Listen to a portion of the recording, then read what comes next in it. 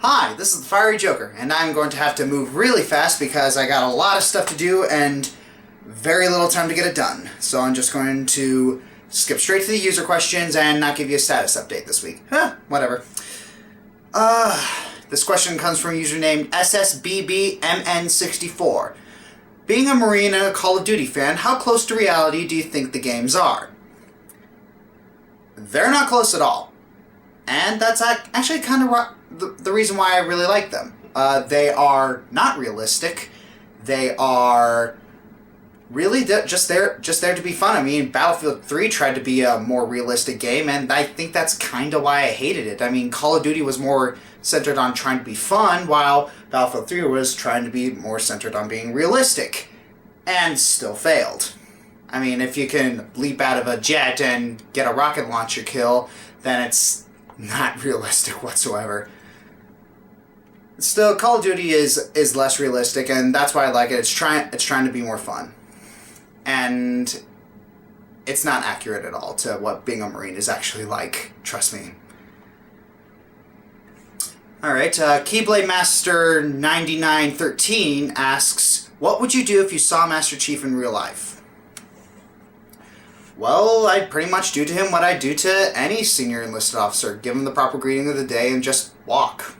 I mean, I don't really admire Master Chief too much as a character. He's not too interesting. I know I put him on my manliest characters list, but yeah, he's a good role model, but as far as an interesting character goes, he's not really up there. So I'd probably just stare at him for a couple seconds, then just walk by and say, "Good morning, Master Chief," and he'd say, "Good morning, Corporal," and we'd just walk our separate ways. Yeah, that's pretty much it. Alright, this next question comes from a user named Violet Bandicoot. And this person asks, which is your favorite work by Tim Burton? Oh, that's easy. Charlie and the Chocolate Factory. I am not kidding. I loved Charlie and the Chocolate Factory. I think it's much better than the original.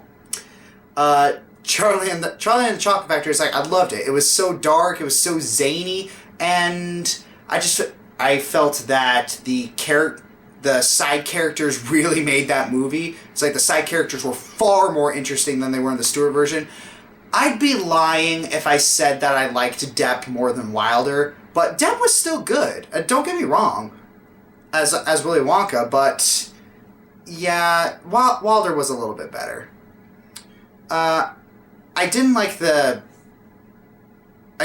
ending to Charlie and the Chocolate Factory. In fact, usually when it gets to that, I just stop.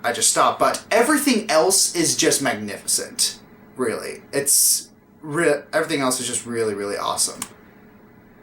It just kind of irritates me how both the Stewart version, which had Gene Wilder in it, and the newer version, they both, even the book, all three of them had terrible endings. Now that I think about it. It's like the book's ending, it was just, okay, the kid just doesn't get in trouble. That doesn't necessarily make him a good kid. And the second one, while it did have a good message of integrity, the message was poorly executed. I mean, I don't buy that Grandpa Joe would persuade Charlie to stealing the fizzy lifting drinks. I don't buy that. Grandpa Joe would not do that. And I also don't buy that Slugworth. The whole Slugworth subplot, I don't buy that either. It's like, okay, Willy Wonka closed down his chocolate factory because he didn't trust anyone. So why does he trust Mr. Wilkinson? Explain, movie? Explain? I'd like an explanation. And the ending to Charlie and the Chocolate Factory. Why'd you have to make Willy Wonka into a bad guy? Okay, yeah, he technically wasn't a bad guy, but okay, yeah, he was a bad guy. You made him into the bad guy. Come on. That just